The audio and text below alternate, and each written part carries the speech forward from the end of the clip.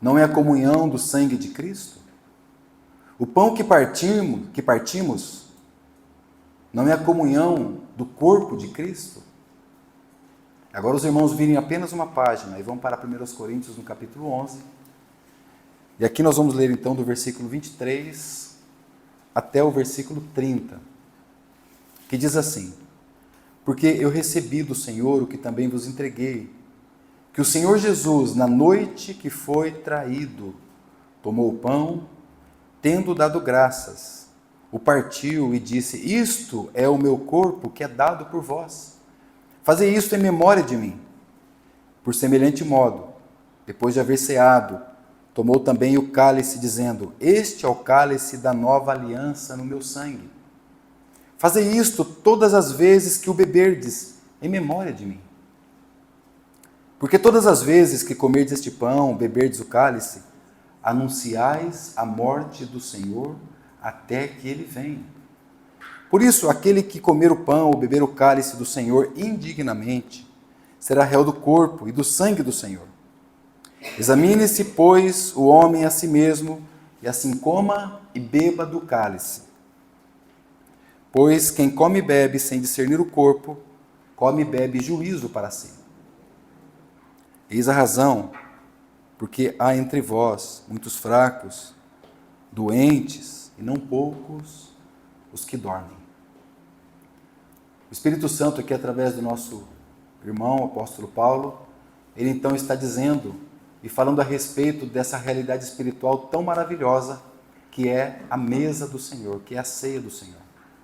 Ele evidentemente termina falando a respeito de comer e beber indignamente, comer e beber sem discernir o corpo.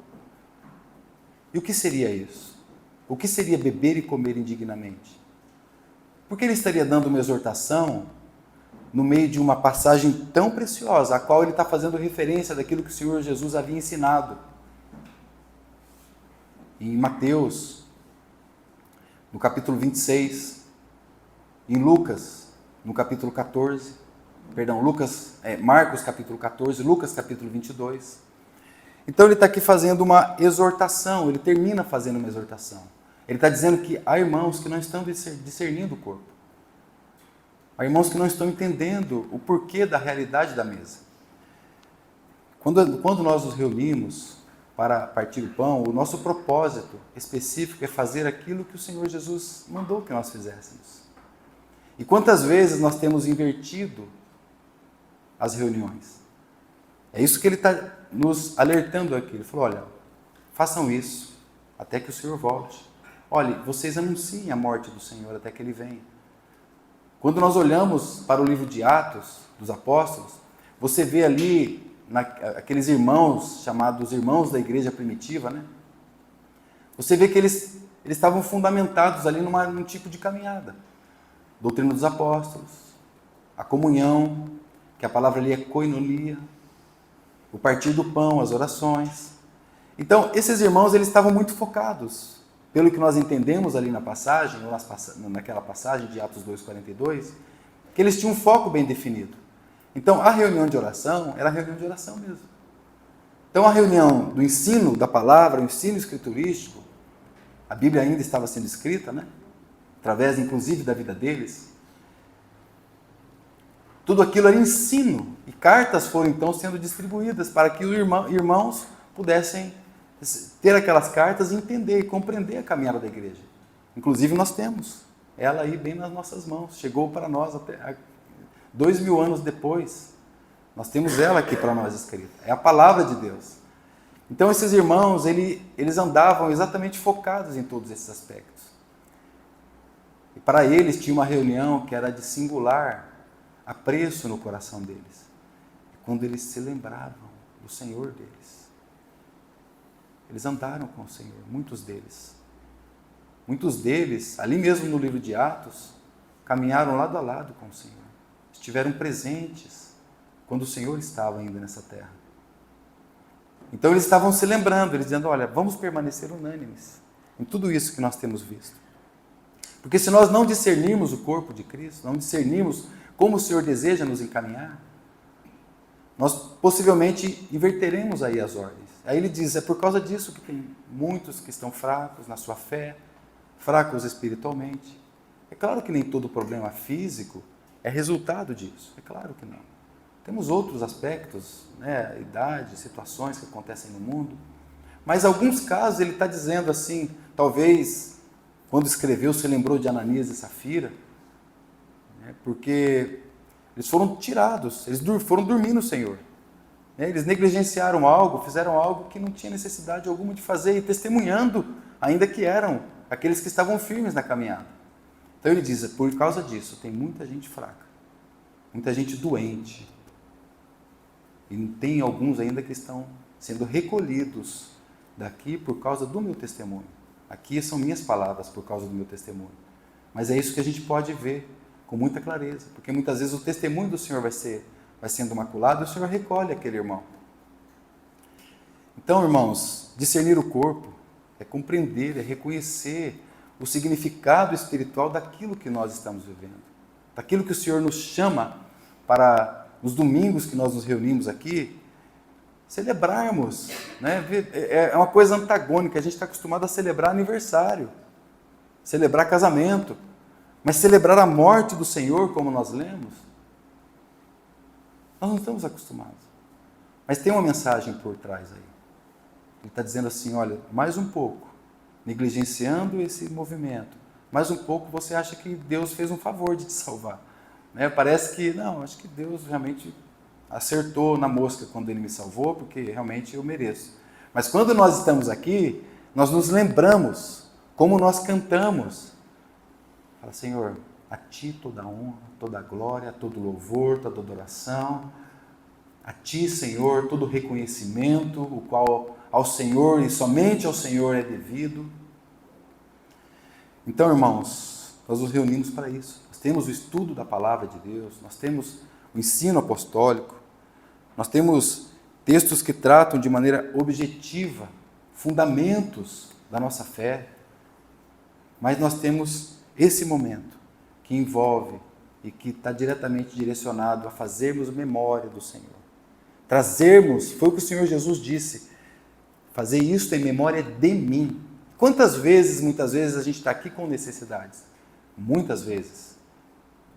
É possível que, às vezes, toda semana a gente tenha uma necessidade. E amém, irmãos. Amém. São importantes, muitas vezes, as nossas lutas e desafios, que a gente possa sempre estar olhando para o Senhor em cada um desses desafios, mas quando nós estamos aqui, não cabe a nós mesmos, é ao Senhor toda a honra e toda a glória. Mas eu não estou sentindo. Mas a palavra de Deus, nós não vivemos por sentimento, né? Nós vivemos é pela fé. Então é isso, né? Que o Senhor continue encontrando uma profunda reflexão acerca daquilo que Ele é, acerca daquilo que Ele fez, acerca da sua vida no nosso meio, como Ele tem se movimentado, feito crescer a realidade dos irmãos no meio da congregação, da assembleia, que nós possamos fechar os nossos olhos, muitas vezes em contrição, com espírito triste, com situações que estão lá nesse mundo, mas falar, Senhor, Tu és digno, Senhor. O Senhor me salvou, Senhor. O Senhor me trouxe a este lugar, a esta mesa, junto dos santos. Que bênção, Senhor. Obrigado, Senhor. Que o Senhor continue encontrando ações de graças, louvores. Continue encontrando adoração. Irmãos, quão sério é saber que o nosso coração tem um altar. E se ele não for dedicado somente ao Senhor, ídolos entrarão nele. O Senhor Deus não é o nosso ídolo. Entenda o que eu estou dizendo. Porque o ídolo tem boca, mas não fala. O ídolo tem ouvido, mas não ouve. O Senhor é o nosso Deus, vivo, eficaz. O Deus que vive eternamente, o Deus que anda no nosso meio através do Espírito Santo. E Ele se fez carne e habitou entre nós. E veio a este mundo, amados irmãos, para pagar um preço grande, uma grande dor, uma grande agonia, suor de sangue. Ele foi traído. Ele foi abandonado. Ele foi deixado de lado. O Senhor, Ele foi moído, como diz a palavra de Deus. No verso 23, diz que na noite que ele foi traído, naquela noite, às vezes nós nos achamos traídos, confiança, a maneira, e ele faz algo aqui digno da nossa atenção. Na noite que ele foi traído, ele pega um pão, que são os elementos que nós temos entendido pelo ensino do nosso Senhor, que nós temos que tomar. Então diz, na noite que ele foi traído, ele tomou o pão, o verso 24 diz que ele agradeceu, deu graças. Ele fez igualzinho também com o cálice. Ou seja, ele ressalta ali aqueles elementos, como se ele dissesse, olhe para esses elementos aqui. Vocês estão vendo esses elementos?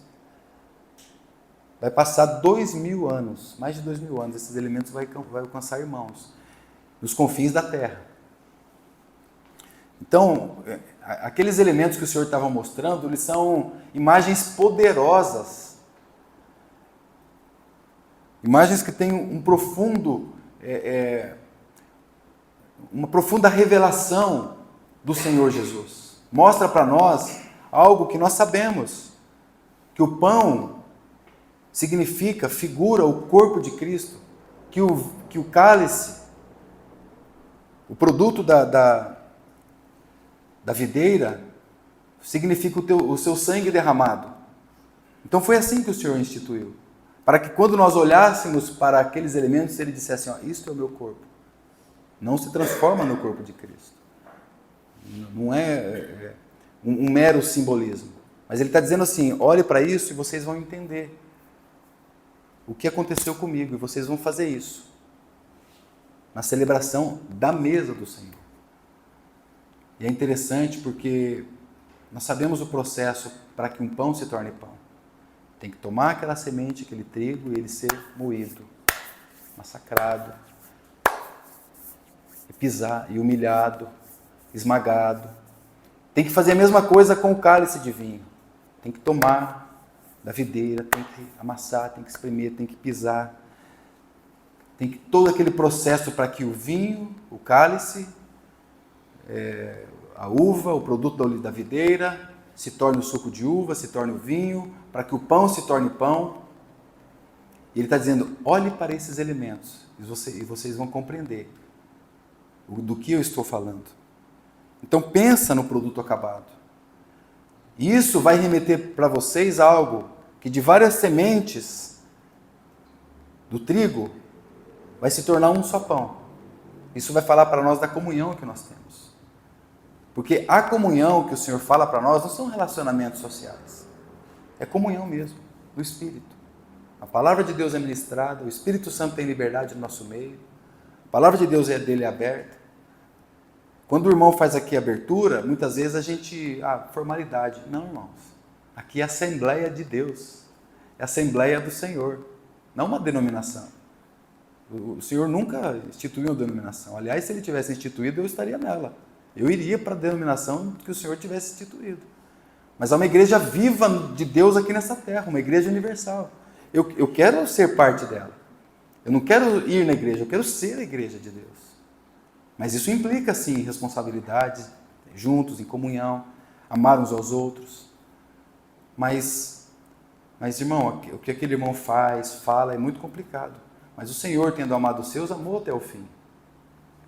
E esse amor, ele não olhou para a beleza do pecador, porque ele não tinha beleza. Era a feiura do pecado.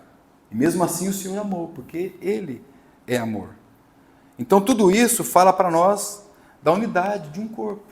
Todos aqueles elementos, assim como também cada uva junto com outra uva, então elas se tornam o corpo de tudo aquilo. Então, muitas vezes nós amamos muito o cabeça, mas e o corpo de Cristo? Peço perdão aos irmãos por trazer alguns pontos assim, que estão sim relacionados no versículo, mas eu também quero que os irmãos façam a leitura daquilo que nós temos crido e caminhado. Porque o Senhor foi moído por causa das nossas transgressões, assim como aquele trigo, assim como aquela uva. O Senhor foi A palavra lá de Isaías capítulo 53 diz que o Senhor foi esmagado.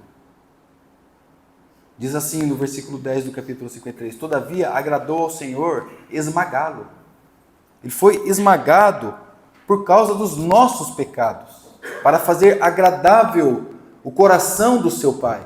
Aquele que não conheceu o pecado, ele nunca conheceu o pecado. Deus fez pecado por nós, para que em Cristo nós fôssemos feitos justiça de Deus. Irmãos, isso significa que você nunca foi justo, mas em Cristo, Deus olha para você como se você nunca tivesse pecado. Mas não é por causa de nós, é por causa do sangue de Cristo que nos cobre. Então, se nós não olharmos para esse momento e observar aquela frase, fazer isso em memória de mim, porque eu sou o único digno no universo, irmãos, não tem nada para nós. Tudo é para Ele. O Pai fez cair sobre o Filho o pecado de muitos. Agradou, diz a Bíblia, que agradou ao Pai moer o seu Filho. Agradou ao Pai esmagar o seu Filho. Então, quando o Senhor toma aqueles elementos, é isso que nós trazemos na memória. Fala, Senhor, o Senhor fez isso por mim? Indigno pecador? Irmãos, considera que luta terrível com todos os poderes das trevas que o Senhor ia travar depois que ele saiu lá do Getsemane. Considera a grande batalha, a grande dor, o abandono. Segundo o estudo da psiquiatria, de comportamento, o abandono é a pior dor que alguém pode ter. Ser desprezado, ser humilhado. Quando você lê Isaías capítulo 53, do qual os judeus atribuem aquela passagem a outro contexto, que não faz sentido nenhum, para nós faz sentido, irmãos. É ver Cristo, 750 anos antes de sua vinda, ser colocado como verdadeiro e real. Verdadeiramente Ele tomou sobre si as nossas iniquidades, as nossas enfermidades, Ele carregou sobre si. Irmãos, enfermidades são essas coisas que nós temos tido.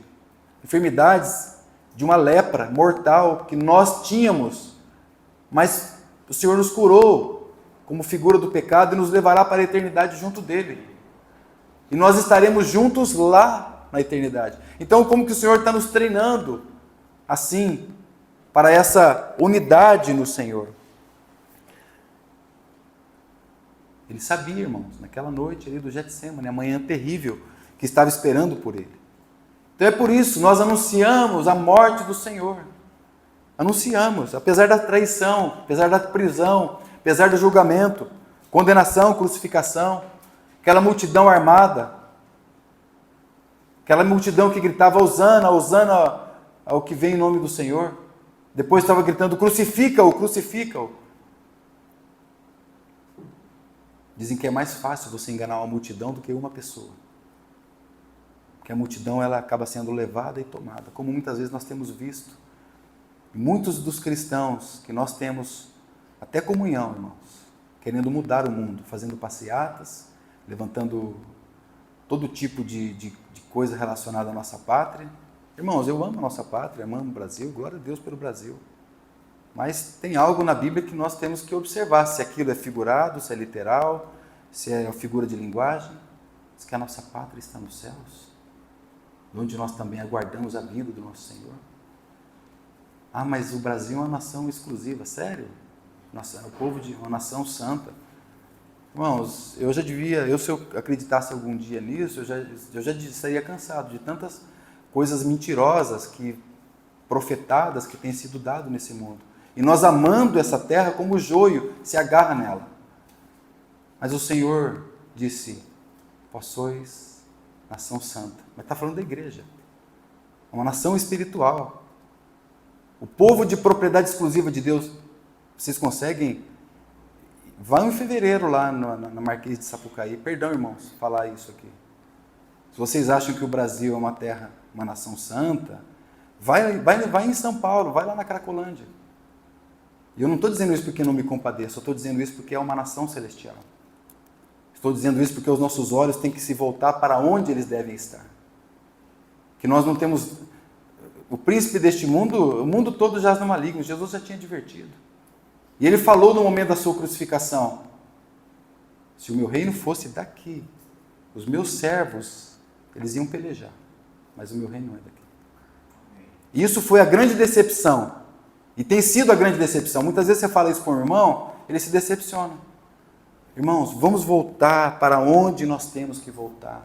Colocar os nossos olhos, atenção. O Senhor Jesus, ele levou todo o pecado eterno.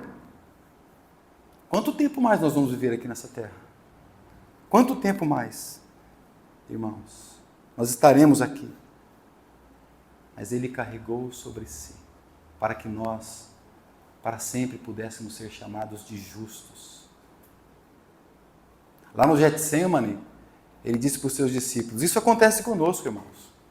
Ele disse assim, vocês não podem orar comigo nem um pouco de tempo? Aí a gente diz, não posso, Senhor, eu estou muito atarefado com muitas coisas, e a gente quer que as coisas caminhem do jeito que nós queremos. Muitas vezes está faltando esse espírito de mente de Deus aqui, para que aquela palavra que ele disse assim, passa de mim esse cálice, mas faz a tua vontade e não a minha, seja real na nossa vida. Porque é isso. A palavra de Deus, ela é objetiva. Porque quando nós falamos amém, todas as vezes que a gente fala amém, a gente está dizendo assim, eu concordo. Eu estou concordando com o que está escrito, com o que está sendo falado. Eu concordo. Ou seja, Deus tem razão, eu não. Então que o Senhor continue tendo razão no nosso meio, porque Ele pagou o preço. Foi pendurado naquela cruz, ridicularizado, por causa do seu pecado. Que grande agonia do nosso Senhor. Grande agonia, mas Ele fez a vontade do seu Pai. E sabe o que Ele fez? Ele agradeceu. Ele falou assim, obrigado. Tendo dado graças, Ele pegou o pão e disse, obrigado, Senhor. Nós vamos presenciar, irmãos, a geração mais ingrata deste mundo. Nós vamos presenciar. Pode escrever, já estamos presenciando. Ingratidão. Agora no meio do povo de Deus, porque a ingratidão ela é fundamental para a adoração. Se não tiver gratidão no nosso coração, no meu coração, no seu coração, não tem louvor a Deus. Nunca terá. Eu sempre estou achando, eu sou como uma sanguessuga. Quando eu faço oração é dá. Assim diz o livro de Provérbios. A sanguessuga diz dá. É que é tudo para ela, só o seu, para ele mesmo. Então, irmãos, esse momento é a festa de ação de graças, como o nosso irmão abriu aqui a reunião. Festa de ação de graças. Sabe aquele Calvário que eu acabei de citar aqui agora há pouco? Jesus venceu ele. Ele não ficou retido na morte. Ele venceu. Ele foi vitorioso. Então, se ele não ressuscitou, é vã a nossa pregação, é vã a nossa fé, mas ele ressuscitou. Bendito seja o nome do Senhor. Então nós agradecemos, mas está doendo. Que dor. Está doendo. Mas, irmão, a redenção reina. A graça do Senhor continua vigente para nós. As portas da graça estão abertas. O pecado foi tirado. Louvado seja o nome do Senhor. A justiça, que não era minha, a justiça dele, foi nos dada eternamente. Foi dada para nós. O aguilhão da morte foi banido. A glória eterna foi assegurada. Então, quando nós olhamos para os elementos, nós olhamos para o pão, que é o corpo de Cristo, olhamos para aquele cálice, o cálice da bênção. Cálice da bênção. A mesa do Senhor não é lugar para lamentação, petição, é lugar para intercessão, lamentações, né? Gratidão. Obrigado, Senhor. Obrigado, Senhor. Por isso que é o cálice da bênção. E nós somos, ouça isso, irmãos, nós somos o único povo nessa terra que abençoa. Nós abençoamos. Abençoe. Quem? Até os inimigos.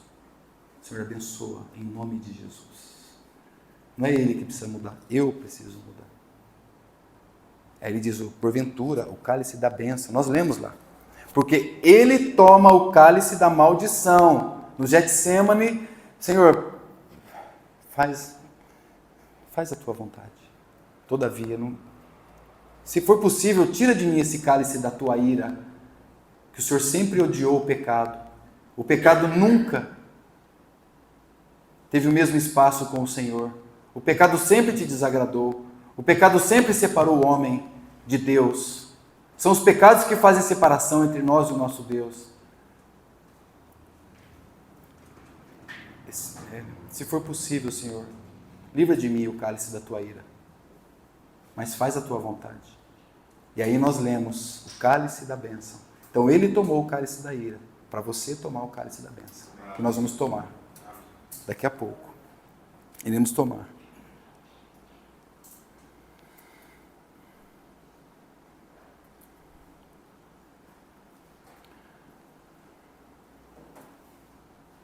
Um irmão do passado chamado John Flavel, ele começa a contemplar todas a criação, obras desse mundo. É um irmão que se debruçava em cima da palavra de Deus, as escrituras sagradas. É um irmão que, lá do século XVII, ele disse que ele via Jesus em cada letra da palavra de Deus. E ele começa então a fazer uma comparação das coisas criadas com a glória de Cristo. Ele começa a olhar para tudo isso. Então ele vê ao seu redor um universo inteiro, complexo, um universo perfeito, em sincronismo, bonito. De repente ele fala, tudo isso aqui é nada, comparado com o Senhor Jesus. Toda essa beleza, ele escreve assim, tudo fica pálido, tudo se empalidece diante da glória de Jesus. Tudo fica como nada, as belezas, as maravilhas desse mundo comparado com o bendito Senhor Jesus.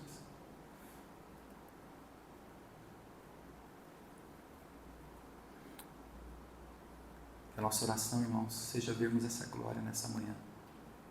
Esse irmão, ele escreve algo, ele diz assim, ó belo sol, bela lua, belas estrelas, belas flores, ó belas rosas, belos lírios, ó que belas criaturas.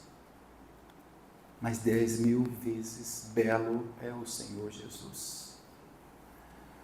Ó 10.000 vezes mais justo é o Senhor Jesus. Mas infelizmente, e ele olha para Cristo e diz assim para ele, como que numa oração, eu te injustiçaria, Senhor, se eu te comparasse dessa maneira. Então eu vou orar de outra maneira. Aí ele diz assim,